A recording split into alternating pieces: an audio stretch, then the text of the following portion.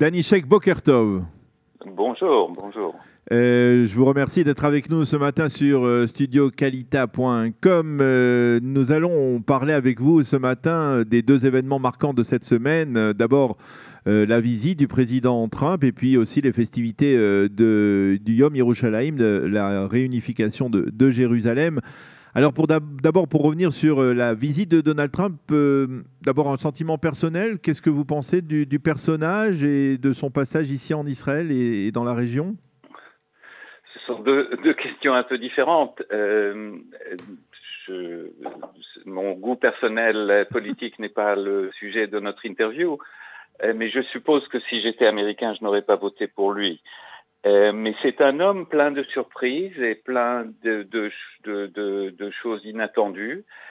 Et il faut dire, et d'ailleurs je ne suis pas le seul à le dire, c'est que la question du Proche-Orient, de manière générale, depuis son élection, est une sorte d'îlot de rationalité dans un océan de décisions politiques en politique américaine, surtout souvent difficile à suivre et à comprendre.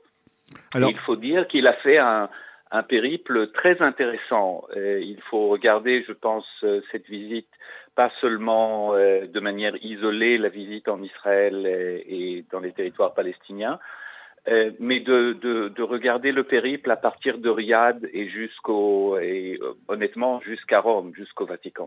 Alors justement, selon certaines révélations de la presse israélienne qui demandent à être confirmées, apparemment Donald Trump aurait, dans le cadre de ses réflexions, on va dire, créatives avec ses conseillers, il aurait envisagé ou décidé de modifier l'ordre des priorités et de donner la priorité désormais à un règlement régional et que le règlement du conflit israélo-palestinien n'interviendrait que dans le cadre de ce règlement régional, c'est-à-dire après qu'il y ait une forme de normalisation entre les pays sunnites du Golfe Persique, comme l'Arabie Saoudite, les pays du Golfe, et l'État d'Israël. Est-ce que c'est quelque chose qui vous paraît réaliste ?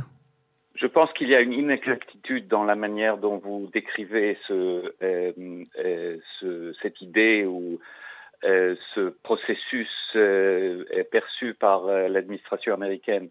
Je ne pense pas qu'il pourrait y avoir d'ailleurs un règlement d'abord de la question régionale et ensuite de la question palestinienne. Mais je pense par contre très fort, et comme vous le savez peut-être, je fais partie d'une organisation qui s'appelle Israël Yozemet, qui parle depuis longtemps du besoin de mettre la question de la paix au Proche-Orient dans un contexte régional.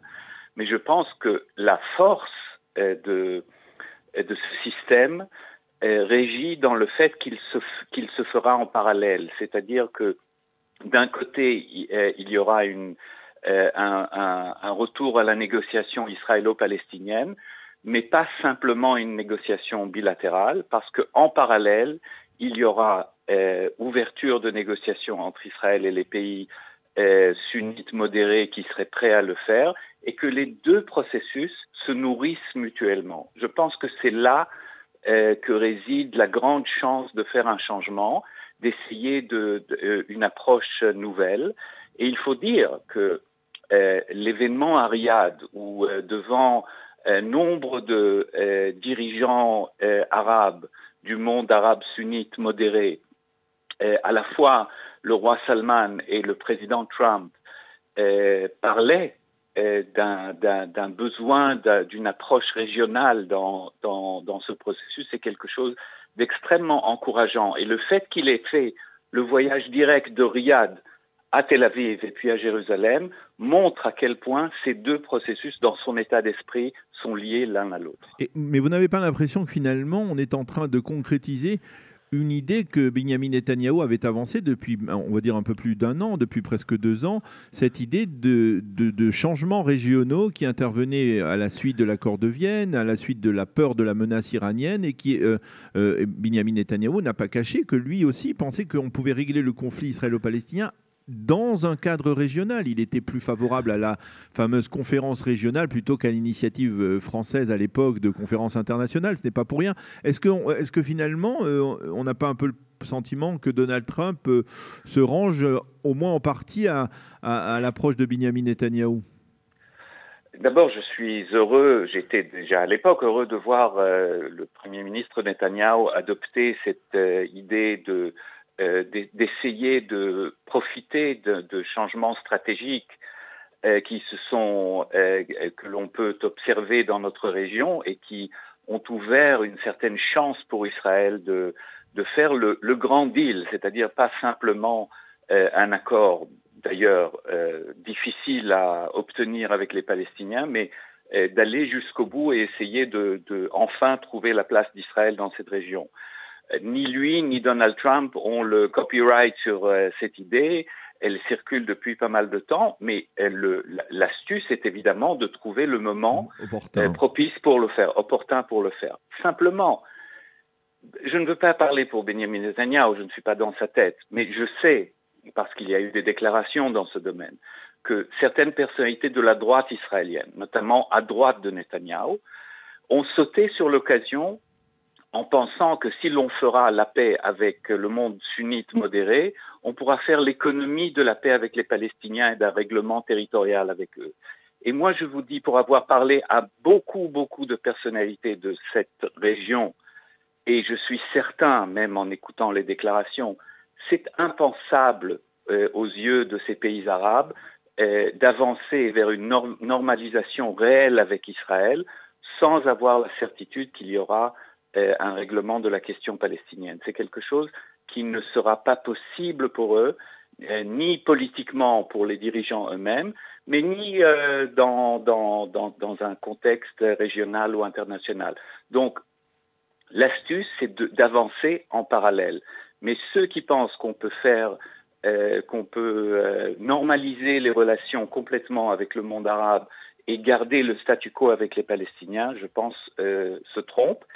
Et je pense d'ailleurs que l'entourage de Trump le sait fort bien, et nous avons déjà entendu que même si dans les déclarations publiques il y a eu peu de références aux détails d'un renouveau du processus de paix ou des grands principes, derrière déjà dans les jours à venir, l'émissaire américain Jason Greenblatt sera là pour faire le suivi de cette visite.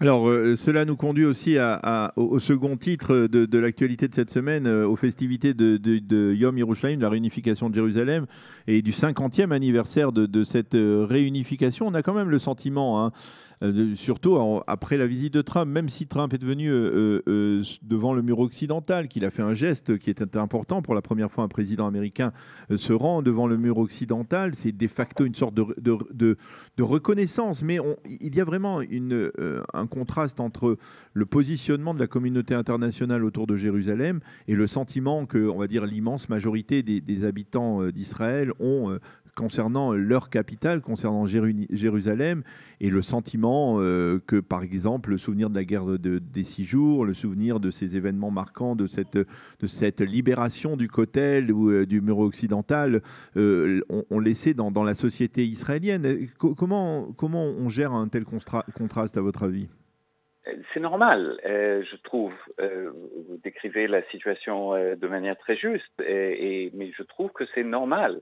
Il y a un lien sentimental qui est à la fois historique et culturel et religieux et spirituel, mais il y a aussi des Israéliens, notamment les habitants de Jérusalem de l'époque, que j'avais 12 ans, j'étais dans les abris, les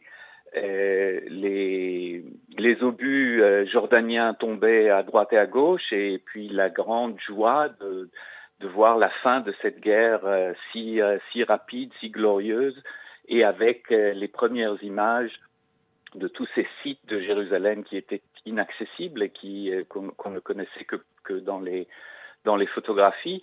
C'est quelque chose qui vous marque, c'est quelque chose qui m'a marqué profondément, et je suis profondément lié à cette ville. Mais que faire ? Cette ville a aussi une dimension politique et symbolique énorme, et cela complique la vie surtout des habitants de Jérusalem, parce que souvent ils sont victimes de cette convoitise religieuse et internationale et millénaire d'ailleurs de beaucoup d'intérêts dans la scène internationale. Mais je pense que c'est là aussi la rationalité va devoir dicter la solution pour l'avenir de Jérusalem. Est-ce que vous avez, on a parlé, puisqu'il y a quelques jours, les protocoles des réunions du Conseil des ministres, du gouvernement d'union nationale de cette époque ont été dévoilés. Enfin, certains ont critiqué en fait une sorte de passivité des dirigeants israéliens après la conquête de Jérusalem, la conquête de la Judée, de la Samarie, comme s'ils ne savaient pas quoi faire. Et on a dit, eh bien, 50 ans après, on ne sait toujours pas quoi faire, mais finalement, au milieu, il y a eu beaucoup de refus du côté palestinien. Il n'y a pas eu de véritable volonté de parvenir aussi à un accord du côté du monde arabe, après que finalement, eh bien, les Israéliens aient été contraints de déclencher les hostilités. Comment on peut parvenir est-ce qu'on doit rester passif comme cela, ou alors est-ce qu'on doit essayer de lutter, ne serait-ce par exemple que pour Jérusalem, essayer de lutter auprès de la communauté internationale pour que l'on reconnaisse le statut, cette réunification de Jérusalem, ou que Jérusalem est logiquement, historiquement, la capitale de l'État d'Israël et du peuple juif? Je pense qu'il n'y aura en définitive pas trop de difficultés face à la communauté internationale de convaincre que Jérusalem c'est la capitale de l'État d'Israël et du peuple juif. La grande question, c'est de quoi parle-t-on quand on dit Jérusalem? Est-ce que c'est le Kotel? Est-ce que c'est la vieille ville? Est-ce que c'est la ville occidentale? Est-ce que c'est aussi Shoafat et Issaouia? Ça, c'est là résident beaucoup de questions. Et il y a, d'ailleurs, ça date de pas plus tôt qu'hier soir, aux informations de 20 heures, qu'il y a une idée qui circule de déconnecter certains villages arabes de ce que l'on reconnaît aujourd'hui, jusqu'à aujourd'hui, comme le Grand Jérusalem, c'est-à-dire le territoire municipal de Jérusalem. Et je crois qu'il y a une logique, parce que, comme disait Omer Bar-Lev, un des candidats à la tête du Parti travailliste, moi, quand j'ai juré allégeance à Tzahal, j'ai juré au Kotel, pas à Issaouia.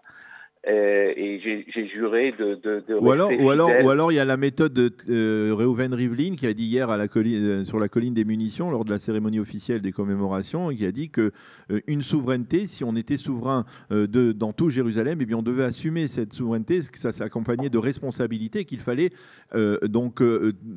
accorder à l'est de la capitale les infrastructures, ou les mêmes infrastructures qu'à l'ouest, en matière par exemple C'est absolument exact, et il y a eu lors de ces dernières semaines autour de ces grandes célébrations de la réunification de Jérusalem, le cinquantenaire de cette réunification, il y a eu beaucoup de reportages qui ont montré le fossé qui existe dans ce domaine entre les quartiers juifs et les quartiers arabes, les quartiers de l'Ouest et les quartiers de l'Est. Donc, la notion de Jérusalem réunifiée est un peu relative. Elle est toute relative d'ailleurs, et beaucoup de Jérusalemites qui habitent là-bas vous diront qu'ils n'ont pas mis les pieds dans ces quartiers de Jérusalem-Est depuis des décennies. Donc, en quoi est-elle véritablement réunifiée, cette ville? C'est une grande question aussi. Donc, si j'avais la solution, je vous assure que je ne l'aurais pas gardée pour moi, et je serais probablement en train de faire mes bagages pour aller à recevoir le prix Nobel de la paix. Ce n'est pas le cas. Mais et vous pensez que ça sera bien plus difficile que ne le laisse présager Donald Trump lorsqu'il dit je suis déterminé à régler la paix mondiale, ou à régler le conflit israélo-palestinien? Je pense que de manière générale, la vie est plus compliquée que ce que Donald Trump essaye de la décrire. Ce n'est pas uniquement sur la question de Jérusalem. Mais d'un autre côté, il est entouré par des gens qui ont de l'expérience, qui ont apparemment du bon sens. Et ce qui m'intéresserait véritablement, ce ne sont pas évidemment ces déclarations et ces gestes symboliques qui sont d'une grande importance pour rassurer les Israéliens, mais ce qui s'est dit pendant le tête-à-tête entre lui et Benjamin Netanyahu et entre lui et Mahmoud Abbas. Là, nous avons un grand point d'interrogation et probablement les semaines et les mois à venir, le suivi de cette visite. Parce que s'il y a suivi, c'est qu'il y a eu du contenu. Et donc, ces célébrations, entre guillemets, de certaines personnalités de la droite israélienne qui disent, voilà, il n'a même pas parlé du processus de paix, pas d'État palestinien, pas de... C'est vrai. Mais moi, je ne lui en veux pas de ne pas avoir fait des déclarations qui mettent le Premier ministre Netanyahou dans l'embarras politique. Ça n'a aucun sens. Mais au contraire, s'il a été très rassurant et s'il était très doux avec lui et avec les Israéliens dans son discours public, reste à savoir quels sont ses véritables projets pour l'avenir. Eh bien, Danny Sheikh, merci de nous avoir aidé à essayer de mieux comprendre en fait, ces deux événements de la semaine, la visite de Donald Trump en Israël et la réunification, l'anniversaire de la réunification de Jérusalem. Merci d'avoir été avec nous. Je rappelle que vous avez été ambassadeur d'Israël en France. Merci d'avoir été avec nous et shalom, bonne journée. Au revoir. Nous nous retrouvons dans quelques instants avec Eliana Gurfinkel pour... la chronique quotidienne, Un jour notre histoire, une chronique qui sera consacrée à Shula Cohen, la perle, elle nous en dira plus dans quelques instants.